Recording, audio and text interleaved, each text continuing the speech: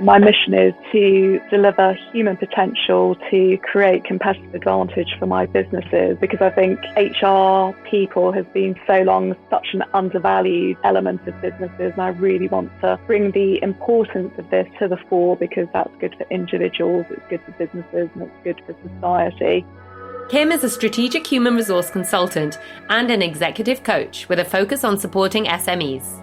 Her mission is to unlock human potential to deliver competitive advantage. She does this by developing HR strategies to support business strategies and drive change, as well as by supporting CEOs with a values-based approach. Kim has previously headed up HR at Harvey Nichols, Soho House Group, and Planet Organic, where her HR strategy was key to the turnaround and exit of the business. We talk about how Kim shifted her career to align with her values, her passion for inclusion and diversity, and how she brings HR strategy to drive business success. You're listening to Going Conscious, the podcast where we discover new ways to live a more conscious life of fulfillment and freedom. Each week, I speak with entrepreneurs, academics, and changemakers who have made big transformations, left unfulfilling lives behind, and found meaning in this new world where purpose drives success. Let's get inspired to live our unique journeys to the fullest. Let's explore the impact we want to make and deepen our understanding of ourselves, each other, and this beautiful world around us. Live your freedom. I'm your host, Nikki Trott. In this episode, we talk about championing diversity and inclusion, how HR is undervalued, Kim's HR strategy which helped turn around Planet Organic, supporting female growth, the wheel of life, attitudes to money and wealth, dealing with grief and experiencing the loss of a parent, and Kim's mission to raise human potential for the good of people and businesses alike. Now let's go to our conversation. Welcome to Going Conscious, Kim. Thank you so much, Nikki. It's great to be here. It's really great to be here with you. Kim and I worked together more than 10 years ago in Harvey Nichols, back when I was at university still, and Kim was heading up the HR department, and we've both been on quite a journey since then, and a lot has changed for us both, and I've followed what Kim's done a bit, and I'm really excited to bring that to you today. So let's start there, Kim. It would be great to hear about your journey from when we met to where you are now. All right. So, yes, we met when we were both working at Harvey Nichols during what was a really great time for Harvey Nichols as a brand. It was really regarded as the place to shop back then. And it was, so good to work in a standards-based environment with some really outstanding people. I was headhunted for the HR director role of Soho House Group shortly after you left. And so what a great opportunity. I had to take that. And it was an exciting time for Soho House Group. They were starting to expand quite rapidly. So I helped with the opening of Soho House Berlin, a place that I know that you're very fond of. And then also we did Dean Street Townhouse and Pizza East. So some really exciting new concepts. I had an opportunity to help turn around the HR department and met some really fascinating people and got some great experience. And then after a year, there was an opportunity to work in a more values-based environment, and there was the added interest of helping to turn around a business that was experiencing a great degree of difficulty. And I can kind of tell you a little bit about the Planet Organic story as we go along, but I think it was the intellectual opportunity that was there, looking at a business that had so much potential but was really underutilized. I really thought that was a good challenge. So you mentioned how you then went to Planet Organic after Soho House Group, and it was more values-based. Can you tell us a bit more about what that means to you? Yeah, it's interesting. I think it means more and more as I get older that the company was founded by a really visionary American lady called Renee Elliott, and she wanted to bring the concept of an organic grocery store to the UK. And at the time when she opened 25 years ago, it was a very unique concept. And she'd studied gerontology at university, which is the study of aging. And she strongly believed that what you eat has an impact on your health. And so she wanted to make sure that Planet stocked organic food and that food could be easily traced back. So, for example, when there were various food scares, Planet Organic had no worries about what they were selling because they had great relationships with the farmers and the suppliers. And they knew that there was great efficacy with the products that were listed. But also, there are other solid principles as well that basically, you don't have to be a multimillionaire to shop at Planet Organic. You can have a plant-based diet, which is going to be very good and very healthy for you. And it's not just the product, it's also how you treat people and the opportunities that they give you that you give them whilst they're working for you.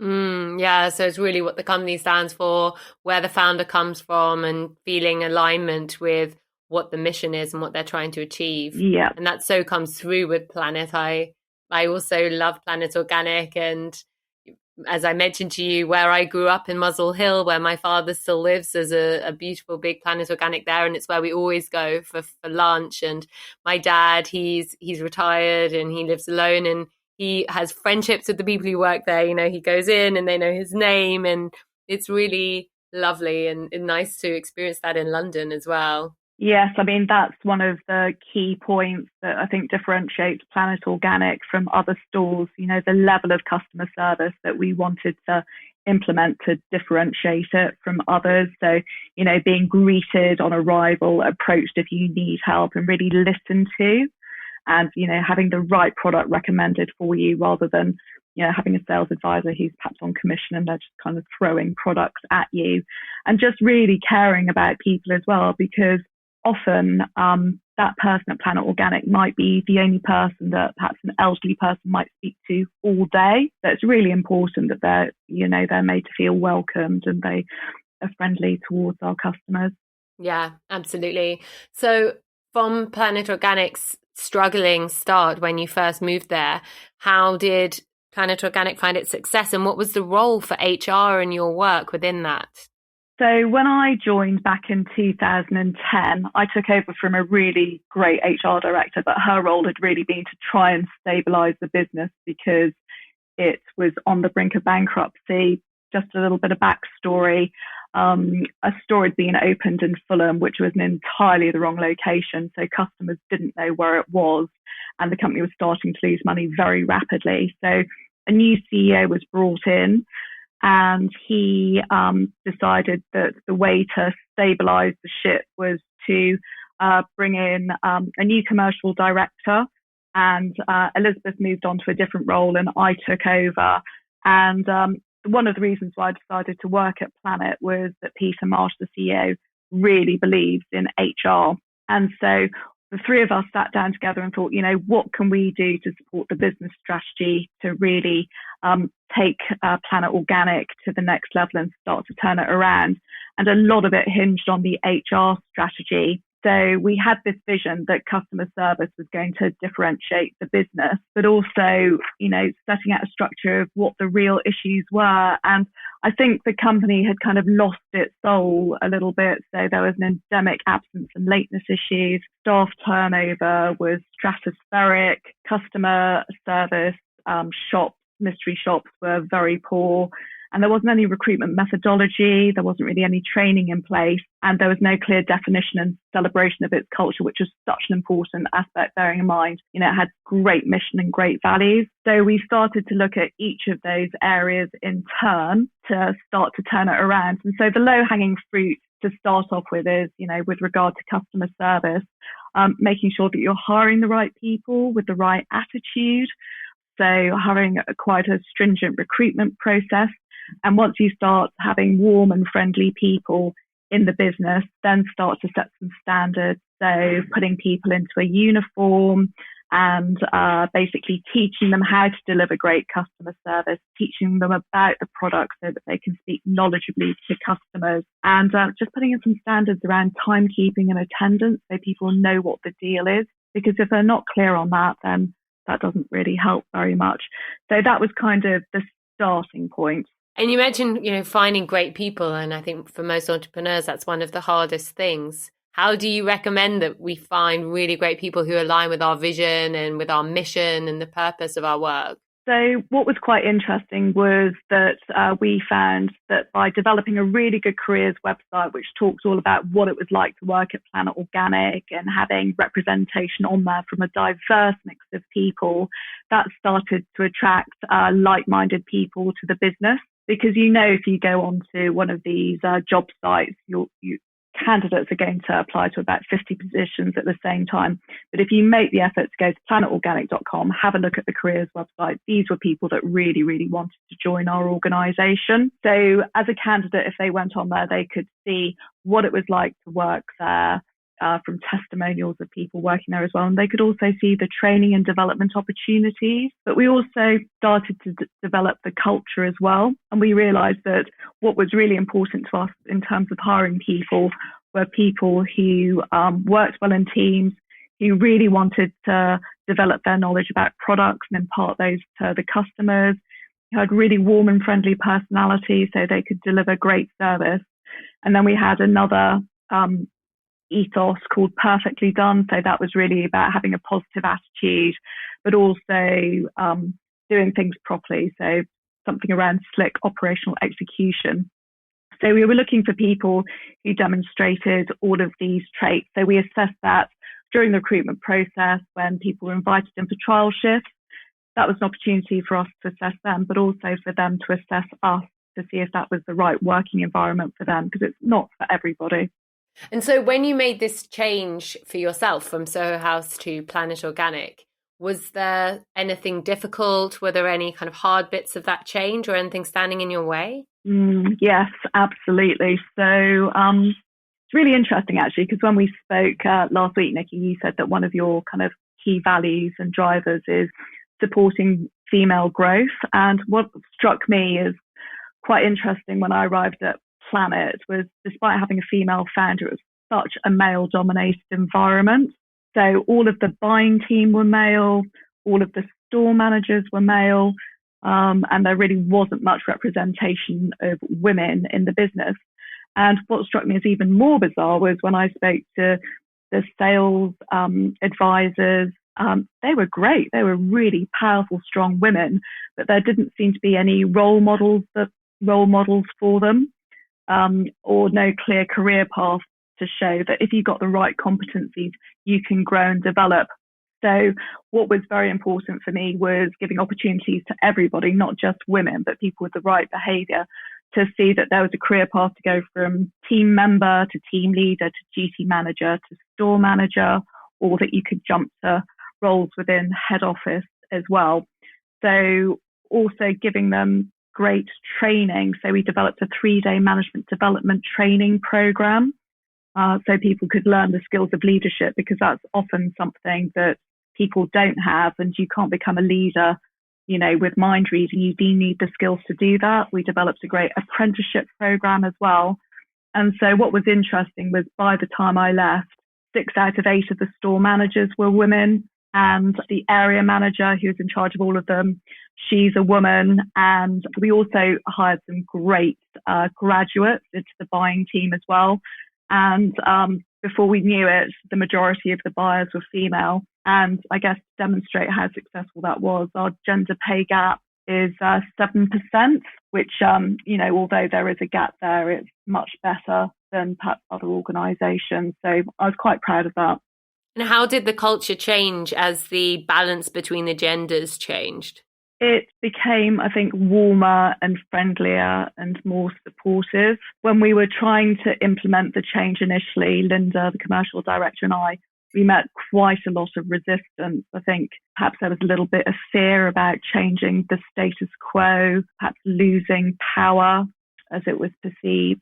But once we started to move people into positions of authority who had the right behaviours and attitudes, things started to improve, but it certainly didn't happen overnight. It took many months to move that forward. But also we developed this culture called Planet Player. So what we did was, in each store, and in head office, every month people were invited to nominate their Planet Player of the Month. So somebody who was a great team player, who wanted to learn and develop, who delivered great customer service and, just went above and beyond. And so people with the right behavior and attitude started to be nominated, started to raise their profile.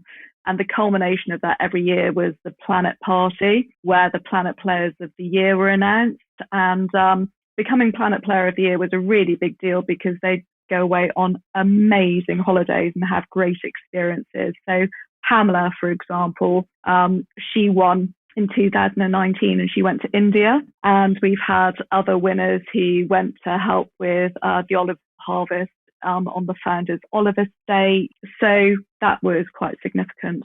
Amazing. And you talked about some of the resistance and potential fears that were there from some of the people as you were making this change. How did you deal with that, with the fears around changing the culture to be more inclusive? So we did everything that we could to communicate and to involve everyone at every stage. So, for example, when I started, I made sure that I went right around the business speaking to everybody in head office, people in the different stores at all levels within the business. We then set the vision for what we wanted to achieve. We wanted to include people in that as well. So I think we were very fair in terms of what we wanted to do, but sometimes there were people who just blocked it. And you do everything that you can to encourage people and to take them along the way with you. But if they don't want to do that, then sometimes you just need to take a firmer approach. And what do you think it is inside people then that blocks them from being open to this kind of change, to being more inclusive and to welcoming women as well as men and other diversity measures? I actually did my MBA dissertation on change at Planet Organic, and I've looked at all sorts of psychological and management theories about this. So as we said, one of them is power and the fear of loss of power. One of them perhaps could be due to bias, perhaps underestimating how good women can be in positions of authority as well. And some of it perhaps is due to fear. What does this change hold for me? And when it's a really wholesale change, that can really lead to the largest level of fear. And so this kind of fear that people had then, that you were going around and you were communicating with people as well as you could and trying to take everyone with you on the journey, did that then make a change for the people who you saw were kind of resistant or fearful? Did you see their own growth during that period as well, and that they would start to learn more about actually what the benefits are? Yep, some of them came along the way with us and saw the benefits within that. So, for example, the gentleman who is now buying director, he was working within a male-dominated environment as one of 3 buyers. They were all the same level, but he was open-minded. He engaged in coaching. He was enthusiastic and supportive and positive and helpful, and he helped us with our journey, whereas perhaps some of the more senior managers in the stores weren't so open-minded, and that's where we had the issues and difficulties. But slowly and gradually, we started to promote women into team leader roles and duty manager roles. They could see that they were faced with difficult challenges, perhaps challenging customers or challenging employee situations. And they could then see that, that they could hold their own and really deliver great results. So that's when the perception started to change. And so you moved on from Planet. Can you tell us a bit about what you're doing now and what drove you to make your change after? So I guess one of the great success stories about Planet was that we managed to take it to exit in 2018. And I'm pleased to say that we found a very benevolent buyer. So we sold it to a Scottish private equity firm called Invalid, who are a very values-driven organisation and also tend to invest in really mindful, good quality brands, actually some of the brands that are stocked at Planet Organic. So that was a greatly satisfying event. And I guess it made me reevaluate and think, I've been at Planet for 9 years. I can do this job. What else is there for me for the rest of my life? And I thought, if I'm going to be working for another 10 to 15 years, I'd really like to be focusing on the aspects that I really love. And the aspects I love are really all around coaching and learning and development, but also the time when I joined Planet and set up the HR strategy as well. That was such an exciting time. I thought there's a real opportunity for small and medium-sized companies who perhaps don't have anybody in HR or who have quite a junior person in HR to perhaps take my advice and see the structure that I implemented at Planet, modify it to suit their culture and implement that. So that's what I'm doing now, helping SMEs to develop their HR strategy. And I'm also doing coaching for CEOs of SMEs as well.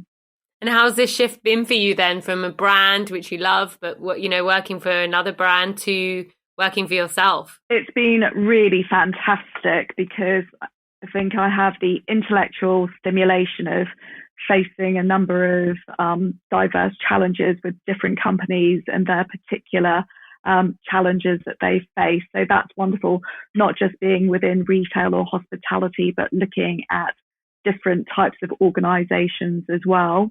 And also, just really enjoying every moment of the executive coaching aspect. So somebody comes to me with a whole mass of thoughts running through their heads, and issues and concerns, and just helping them to gain some clarity and seeing them transform has, I guess, intrinsically been extremely satisfying for me. However, I wasn't expecting that my first year of business was going to be happening within a global pandemic. How has that affected it? It's been really challenging, if I'm honest. I started my business in November 19. And everything was great to start with. And then lockdown 1 happened. Things went on hold.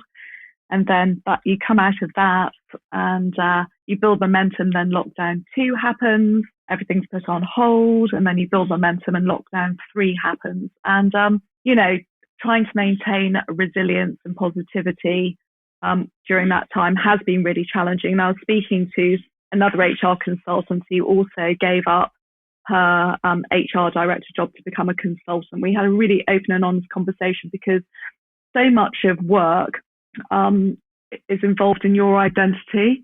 So if you're used to being highly successful and then going through a phase when perhaps you're not as successful as you have been, that has a real impact on you because so much of your kind of self-value is tied within work and success. So it's been really interesting to go through this. Yeah, it's really interesting and a really important point that you bring around how we so often associate our own self-worth with how we perceive our work and our career. And it's kind of using external things to give us internal validation. Yeah. So is that something that's shifted or changed for you as you've gone through the experience of this year? Yes, absolutely. And actually, I think you were going to ask me about a book that I've enjoyed recently. And I don't know if you've heard of Julia Samuel. She's quite a renowned psychotherapist, but she's written a great book called This Too Shall Pass, which I've really enjoyed.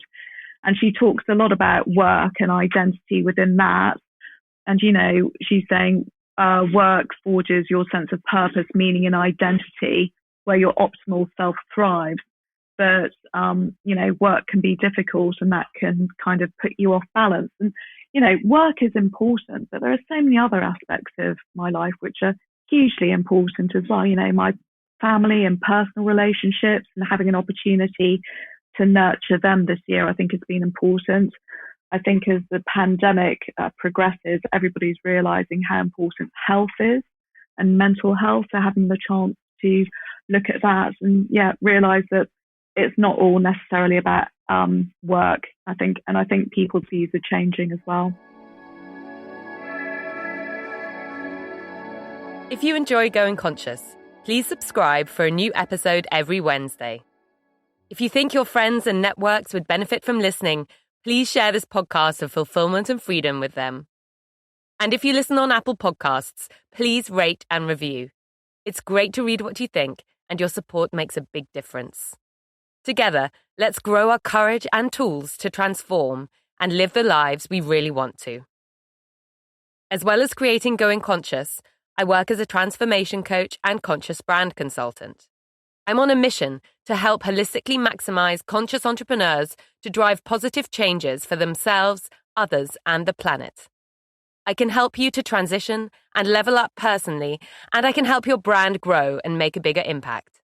To connect with me and find out more about how we can work together, find me on Instagram at Nikki Trott or on my website, nikkitrott.com. Please get in touch. I'd love to hear from you, and let's talk about your path of growth and development. And I think we are really conditioned by society to align our self-worth with work from a very young age. And I feel like that was the education I got. And that was always how I saw things. I will be a full person when I get there, when I become a director for the first time and have a salary of this kind of amount. And that's the validation I need to be a successful person. And it can really be a trap, and kind of push us along a path maybe that we don't want to be on anymore, or keep us separated from how we truly feel about things. And I definitely experienced that too when I left my fashion consulting business, which was going really well and was that traditional view of success, but it wasn't aligned with my values. And so I just couldn't continue. And, then going to train as a coach and thinking, who am I? Yeah. And it was a process to separate my work from myself and how I saw myself. And I think that was also something really maybe from growing up in London and from working in London and working with all of these big global leading brands, which we've both experienced, then you are in this position where there's a lot that comes with those brands, and it's easy to blur the boundaries between yourself and that company. And of course, a company and a brand in the end is an illusion. It's something that we've created. It's not reality, but it gives us some sense of purpose and meaning, maybe on a surface level. And it's just a really interesting shift, I think, because when I think of myself now, I look at, actually my identity within work is more around purpose and striving to do something greater than myself that I think will make a positive impact. But the amount of money it generates doesn't really change my self-worth anymore. It's just less important, isn't it, how much you earn and, what your job title is. And I think, I respect what you've done, Nikki, because I know that you had a very high-flying career and it must have taken some guts to follow your values.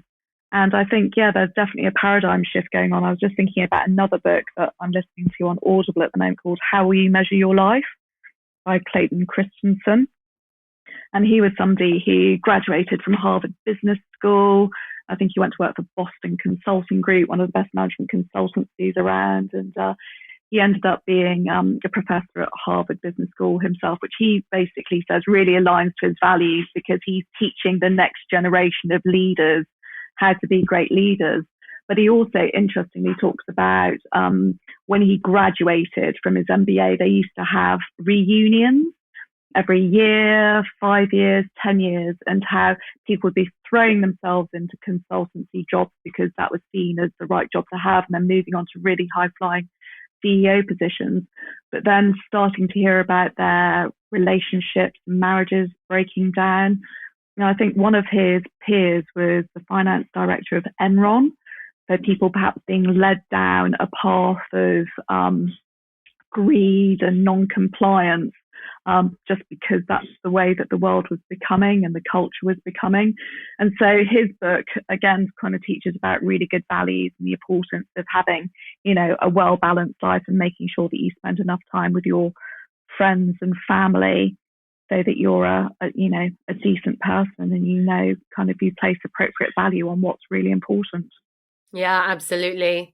That's really interesting. And it triggers a thought for me that, I think this all does come from self-love in the end, because I was just thinking about relationships and, I know that when we look for a partner, when you have something that you feel is missing within you and you're not feeling really complete and full and whole in your own self, then you look for someone to fill that gap.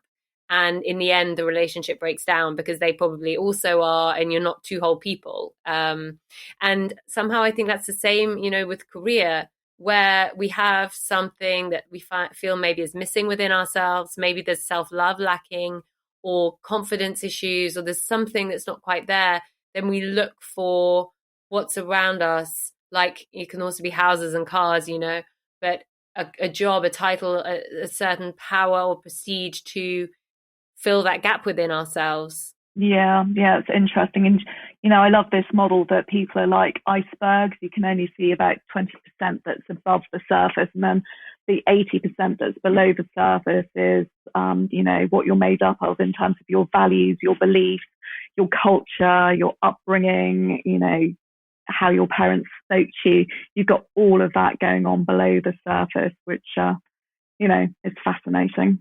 Absolutely. Yes. We're both fascinated by humans. So there's so much in there that we could dig into.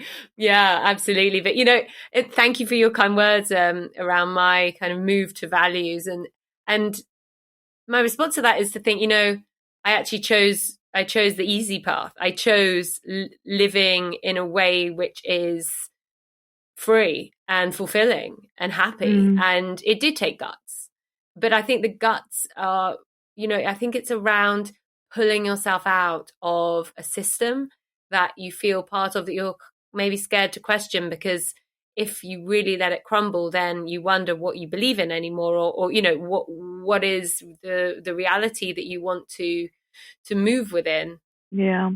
And, I was just thinking about you and the leap that you've taken, and how perhaps it's, regarded as slightly unusual, but I wonder in 5 years or 10 years time if actually that's going to start to become the norm and how people want to live their lives. Yes, I'm so happy you said that, because I'm writing a book about this. I've literally just started this year around exactly this, and kind of, this huge shift that I think we're seeing, where people are now looking for different things. And I think back in the day, success was about money, power, and fame. And even now you can say it's like, follower numbers or these kind of metrics and things. And this is a very scarcity mindset way to live, this sense of there's not enough for everyone. I need to kind of crush people around me so that I get these things, and then this is success. And I do believe that, there's already some kind of mainstream spiritual awakening happening. And also, of course, with many people going on an inwards journey in 2020, many, many, many people in different places, from different backgrounds, different stages of life, are looking at what is it really about, and what really makes them happy. And I'm seeing that so much in the clients who come to me and want to make change and want to progress with purpose. And so I'm really hoping that there will be a new realization that it's actually happiness that it brings, and it's freedom, and it's the best quality of life that anyone could wish for. And the old world stuff comes from scarcity and fear. And I think hopefully we're moving beyond that. Yeah, definitely. Actually, I'm just looking at this great coaching model called the Wheel of Life. And it looks at a number of different aspects of your life, including money, spirituality, love and romance, home, creativity, fitness and health, rest and relaxation, friends and social life, career, and family. So it's just really interesting to see that money and career are only 2 out of 10 elements of what makes for a full life. Yeah, that's really amazing. And sounds like it's quite a good split. And, money's another really interesting one. I was interviewed as a guest on a podcast this morning, and we were talking about money and women. And, I feel that there's also a lot that needs to be done with mindsets around money. And that's a big topic that I work on with clients in my mastermind, because I think we often have a sense of the amount of money that we would like to have that will allow us to live the lifestyle we want, to keep our families in the way we want, to, be able to give back as well, and make the impact we want to make. But also a lot of people, and maybe more women, I'm not sure, but I definitely see this more in kind of English and European people compared to American. There seems to be a sense of money's evil. And if you've got lots of it, you're greedy, you are someone who's selfish, you're doing bad in the world, and you're to be distrusted and disliked by people who aren't in the same position. And obviously those two mindsets can't sit together. You can't have a goal for the money that you want to bring into your life and then at the same time not want money. And, I think that also we need to reframe the conversation around money, especially for women, because we don't really talk about money. And I think it's just an energy exchange. You put value into the world, it comes back to you. It's a wonderful tool. And it's nothing more or less than an important tool in our construct of society that we've created. Yeah, fascinating. And it's really good that you're talking about it, because it's also about financial management, manage your money properly. And that's another thing that, we're not taught at school either, how to manage your money and do that properly. And, there are hugely wealthy people who invest in great causes as well. So perhaps, if you are in that fortunate position, being benevolent enough to invest and do something positive with the world is important. Exactly, absolutely. And, your intention to do something positive and to make a difference, I don't think it's correlated to the amount of wealth that you have. So, of course you can generate wealth in ways which are not aligned with your values or other people's values. And that's not something to look up to in any way. But there are also, like you say, many ways to manage wealth in a way that can have a really positive impact on people and causes that you care about. I completely agree with you about money management. Not being taught that at school seems so crazy to me. And that's something that me and my kind of friends and peers have been working on in recent years. And now I'm making investments, but I found it quite intimidating to get into that at the beginning. It was really something that I kind of didn't know anything about. And you wonder, well, who's doing it? Who else is doing that behind closed doors and investing their money and has tips and things? And I'd love to see women talking more about that as well, especially. Yeah, one of my MBA colleagues, Davinia Tomlinson, she's got a company called Rain Check, and she's very much focused on that in terms of supporting women, in terms of investing and managing their money properly, and I think even taking it a step further, supporting women of colour with that. So yeah, brilliant idea. So I'm wondering if there's one moment that you remember where you felt a shift from your career of excellence to, combining your values and really putting them at the forefront of the decisions you were making. Was there something that happened or a certain time of life, or how did that happen for you? Okay, so I'm going to be super honest here. And I think one of the kind of key life moments that made me reevaluate was my father dying in March 2019. And I really do want to say something about this, because I think this has been one of the hidden things in society that people just do not talk about grief.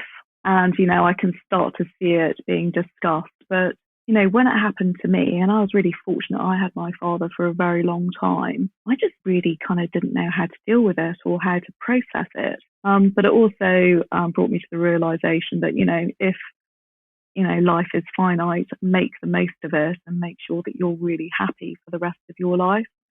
So, that was, I think, a really pivotal point for me. I'm sorry to hear about the loss of your father. I'm glad he was with you for such a long time, though. And I hope you're doing well through that process. I know it takes a long time, and completely understand. I was in a different situation when I lost my mum. I was 21. So I was really young, but I also just had no idea how to deal with grief. And my mum's twin had died 10 years earlier. So I had kind of experienced grief at a very young age as well. But yeah, it's something that I also, just like you, have been thinking about and trying to bring to conversation more, because it's another topic that we don't talk about. And in our society, it seems to be something that we really, really put away. We don't know how to talk about it. We don't know how to process it, and we just try to escape it. And not only is that obviously damaging for the grieving process, but what I've come to realize more recently is that I think you can't live your truest, fullest life when you're still scared of death. Because if you're scared of death, you have this sense of, there's something that's looming over you, even if you don't really realize it for months at a time, but it's there, and it's going to happen to you, and you feel like it's something that's going to happen to you, that something unfair and something awful and terrible is going to come and be done to you, and it's going to happen one day. And I think when you can just accept that you're constantly changing and passing through different phases, and that you don't know where that will take you and when things will end, but that you're living for now. If you can let go of that fear, I think it really opens up a different way of living and a different kind of sense of gratitude and presence. Yeah, very, very interesting. I hadn't thought about it from that point of view. But I think, whatever you and I can do to raise the awareness of grief and, helping people to find appropriate places to talk about it and deal with it, I think is so important. And I think I was just reading a McKinsey report about grief, and they're saying, you can have grief not just from a bereavement, but perhaps from losing a job, or perhaps not getting that promotion that you wanted, or all sorts of things happening to you in your life. And if you don't process them properly, the really detrimental impact that it has on you.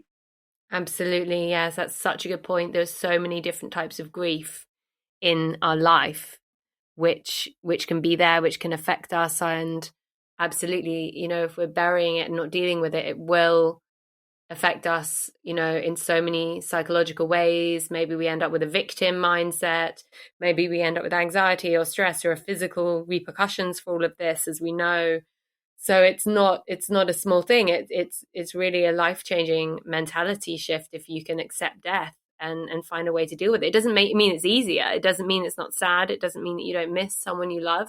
But I think it gives, well, for me, I can only talk from my personal perspective, it's given me so much more lightness around death, and so much more acceptance around it, and just kind of, it's coming, and it's nothing to be scared of. Yeah. And I think this is also an issue for women. I was in a conversation this week about egg freezing, which is something I literally know nothing about and have never thought of doing. And, but what I discovered was that you can also create embryos. And then there's this whole discussion around what happens if you don't use those embryos, and the process for the woman, and different women experience that very, very differently. And there can be a real grieving process, and just hearing the stories of these women from these experiences, which I have no relation to in my own experience, was really incredible. And just seeing how, there can be grief in so many places that we don't realize. It can be so, so deep. Gosh, that's interesting as well. Very interesting. What do you think would help people to process grief more? What would have helped you? I just did not know where to turn, so I was just trying to put a brave face on everything. But there's some good books out there. So I'm just looking at my bookshelf now. Option B by Sheryl Sandberg. Obviously, she lost her husband, which was so terrible. So knowing that there's books such as that, and Julia Samuel, who I just spoke about, she's apparently written a great book about grief. And knowing that there's helplines that you can call to talk about it. I think, reading and talking are certainly good starting points. And then it's also so interesting, if you're open about it, just talking to your friends. I had a couple of girlfriends who lost their fathers in their 20s, and they'd never spoken about it. And just having kind of engaged with them after my father died, just kind of getting the real deal on how they felt when their parents died as well. So encouraging open and honesty, but it's almost like I had to be part of the club for them to start talking about it. Or there was such a taboo around talking about grief. It just wasn't the dumb thing to express all the hurt that happened.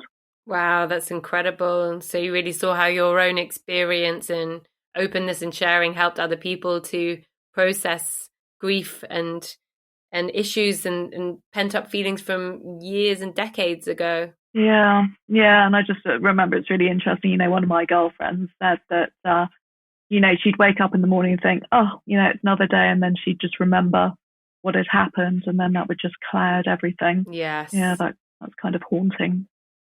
I think there's also a lot around people who haven't really experienced much grief, not knowing how to deal with it for others. And I really noticed that when my mum died, and then, a few years later, me and many of my friends lost a best friend, and it was really interesting seeing how young people in their early mid-20s react to that kind of thing, because you have no idea. You want to be there for someone, but it's really tricky to know how to respond and how to behave. And then what I've learned over the years and with my coaching practice is, it's about giving that person space. That's all you need to do, is just say, I'm here for you and I'm listening. And I think that's it. That goes miles. I mean, it's not everything, that's not all of the support they need, but you don't have to do anything but just show up. And I think there's this sense of kind of feeling like you have to do something, but you don't know what to do, so you kind of don't do or say anything. And yeah, I think it's just as important for the non-grievers. You're so right, because it's not something that's taught in school. So, the worst thing that you can say is, I know how you feel. Like, no, you have no idea how I feel. But just saying, I'm here to support you is the best thing. But we're not taught to say that. So, like you said, you've got people flailing around wanting to help, but not knowing the right thing to say and not wanting to overstep. And in the end, doing nothing, which may lead the other person to think, or they don't care about me, or they're not a supportive friend. So you end up in a terrible situation. Yeah, exactly. And it's just, this conversation really reminded me of a couple of examples after my mum died. One was, I didn't hear from one of my best friends for 3 months. He's a guy. And after 3 months, I called him about something, and he was really seriously asking me how I was doing, and I sort of said, well, you just disappeared. And he said, your mum just died. I wasn't going to bother you with anything. And I thought, oh my gosh, it was just from a place of love. That was just what he thought was best. And then I had another friend, bless her, who texted me every day asking me how I was, every day. Aww. And it was so sweet, but I didn't even know how to respond anymore. I mean, I ended up taking it lightly and kind of finding it sweet and kind of funny. But I mean, still, what can you say every day? Still sad, mum's still dead, I'm still alive. It's okay. It's so it's interesting, isn't it? How we and there, of course, it's no one size fits all. Different people need different support. Different people give support in different ways, and that's also brilliant. You have those different people in your life, and they're dealing with things in different ways. But it is quite unbelievable how clueless we are when it's something that will happen to every single one of us. Yeah, and I think, I'm entering a different phase in my life now, and a couple of very, very good friends have just had some very challenging health diagnoses, and it's almost applying that to their situation to say, look, I'm here to support you. Just let me know what you want, just checking in with them, but not too frequently, and just listening, I think, is such an important thing. Yeah, I'm sorry to hear about that. I know, life can be really challenging sometimes, can't it? Yeah, absolutely. And, I think this goes back to this idea of surrender and kind of allowing life to happen and dealing with what you can deal with, and not trying to fight things that you can't change, but change the things you can change. Yeah, definitely. And I think, another interesting part of my work that I've been doing this year is getting more involved in the diversity and inclusion agenda as well, which has been, really, after the death of George Floyd, obviously that's gone right up in terms of discussion points and focus, which I think is a really good thing. And just learning more about that and supporting with that's been, a great element of satisfaction for me. Yeah, that's incredible. And I really learned last year, because I thought that I was really clued up on race, and having all my friends from all different places and countries, and growing up in London, having such a multicultural existence. And, I also have read things about racism and slavery that really, really hurt, because I know I need to know more in the past. But, I just thought I was really clued up, and never had, it's not something that affects me, and I need to stand up for other people who it could affect, but I'm fine. And then I learned, no, anybody in this society needs to do more and needs to learn more, because we're still, even completely unknowingly, part of systems or part of small things that we just didn't realize. And there's so much more learning. And yeah, I think that's a really big thing that we need to try and shift. And I think it's the same for gender equality. This week I experienced that, where I was in a discussion online, a professional discussion with some very, very high profile people, very successful people. And a woman, an incredible woman, made a beautiful, eloquent, very, very smart comment, or not comment. It was part of the discussion, an input in the discussion. And the man who was kind of moderating the discussion, his response was, "Your voice is so beautiful. I want to hear it every day." And I literally felt a pain in my side just hearing that, let alone being the woman yourself, and just these constant tiny oppressions of people that you think you're not part of, but there's so much more for everyone to learn. And that also got me really thinking about Black Lives Matter, and about which I know is a completely separate topic to gender equality, but like, I thought that I didn't need to go into that topic because I felt so far from being a person with any kind of racist views whatsoever. But then I discovered there's always so much more to learn. And it's just the same. I feel like every man needs to educate themselves, that there's no one who doesn't. Yeah. So, I agree. And I think, if we're focused on gender and improving, the rights and lives and development of women, I think there's an interesting intersectionality with race as well. So what it's like to be a woman of colour and how challenging that can be. And, I think what I really want to kind of do more of this year is talking about speaking up. So when you see a microaggression happening, just knowing what to say, because I think so many of us, witness that happening. We're just flabbergasted. Like, did that person just really say that? And often you're so sort of wound up in kind of processing that for a while that it kind of passes by. But I think, talking about these and recognizing them and finding the right way to say something is going to be so important. Absolutely. I so agree. And, saying something later offline, one-to-one is supportive, but that's not the solution. It is really about knowing without questioning yourself that you will stand up in that moment. And, not being scared to be labeled the crazy feminist woman or, whatever, because there's nothing worse than letting people be suppressed in front of us. Yeah. I think so much of this is about education as well, and, creating more self-awareness around biases that people have. Like you said, it's systemic. So being brought up in a certain culture with a certain way of thinking and having people all around you who behave that way as well, and suddenly starting to change that behaviour is hopefully something that we're going to see a lot more of in the coming years. Yeah, absolutely. Yes.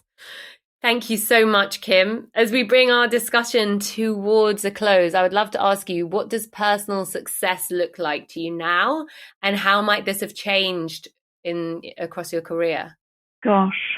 Okay, well, I just recently put together my mission and values for my company, and I think, my mission is to deliver human potential to create competitive advantage for my businesses, because I think HR people has been so long such an undervalued element of businesses, and I really want to bring the importance of this to the fore, because that's good for individuals, it's good for businesses, and it's good for society. So I would say that if I achieve some good quality examples of that, that would kind of lead to my ultimate happiness, I think. I love that. I love that. From the outside of the HR discipline, I can really see that it hasn't been given the weight that it should have been in terms of how vital it is to the success of a business.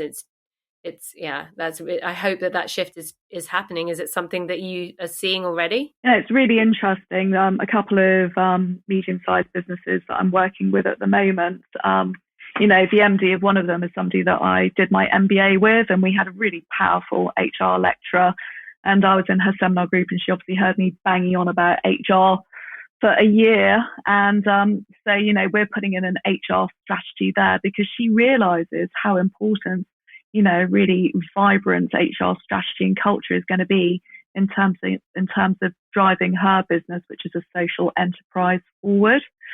So I think that's great. And then another one is a company that focuses on kind of beauty and doing spa-related work. And, they're really taking a stand towards inclusivity. Really great. For example, they might have a customer who comes in and their therapist comes out to meet them, and that person is a woman of colour, and the customer says, no, I don't want to be served by that person. And before, they might have said, let me find another therapist for you. And now they're saying, this is your therapist. She's highly qualified, and this is the person who's going to be supporting you for the next hour.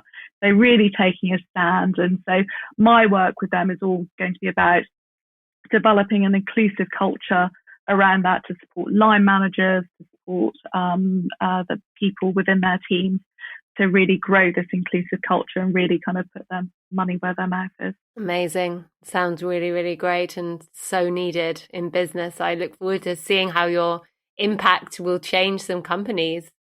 We'll have to talk again in a year, or when you've got some more case studies to bring to us. Yeah, happy to. Yeah, great. So as we close our conversation, is there a key takeaway or message that you'd like to share? Well, I think, it was so nice reconnecting with you and just, finding somebody else who takes the whole concept of values and how that can kind of dictate the way that you live your life and the way that you conduct business. So I would say to everybody, just take some time to have a look at your values, examine them, just see if you're in your life, living according to those values. And if that's not the case, what do you need to do to start aligning your life with them? And how do you see that changing these people's lives then? What are the opportunities there when you do align with your values? Well, it could be, the highly stressed businessman who spent all of his time focusing on his career, but perhaps hasn't taken the time to spend with his family, helping to get to know and raise his children, perhaps looking after his health more than it should have been, perhaps supporting causes within the community, charitable work as well, perhaps finding some kind of spiritual connection as well, to support his or her mental health. So I think once you start to look at those, it can really start to change your perspective and the way you live your life. Yeah, amazing. Thank you so much. So Kim, where can our listeners find you online? Right, so my business is called Human Advantage. So if you go to human-advantage.com, please have a look at my website and get in touch if you need any strategic HR support or executive coaching. Amazing. Thank you so much, Kim. It's been really wonderful speaking with you today. Thank you so much for your time, Nikki. It's been great connecting with you, and I wish you all the best. I hope you found this episode inspiring. It was interesting hearing from Kim how she's used HR strategy to completely turn around businesses. I thought Planet Organic was an amazing case study to hear, and I do agree that HR can be undervalued, and it's even non-existent in many small and medium-sized businesses. So I believe that Kim's mission to support business through supporting people is hugely important, especially as she brings her passion for diversity to really change perspectives and lives. So I'm looking forward to seeing where she takes Human Advantage next. I also loved how our conversation took some surprising turns, and we dug into attitudes to money and grief, two important topics which I've been thinking about recently, and I feel that more open discussions are very much needed, especially to help empower people to live with abundance and to flow through loss. So let's keep talking about these subjects. If you enjoyed this episode, please subscribe now. And if you're on Apple Podcasts, please leave a 5-star rating and short review. If you think people you know might benefit from listening to Going Conscious, please share it with them. I know I get much of my inspiration from podcasts which are shared with me. For all episodes, our library and more, visit goingconscious.com. Your support to spread this positive message of fulfillment and freedom means so much. As well as hosting Going Conscious, I help conscious entrepreneurs to transition and unleash their power and purpose with my transformation coaching and conscious brand consulting work. Discover more on Instagram at Nikki Trott or on my website, nikkitrott.com. I'd love to hear from you and to talk about your goals, questions, or how we can work together. And if I don't hear from you before then, see you next Wednesday on the next episode of Going Conscious. As always, live your freedom.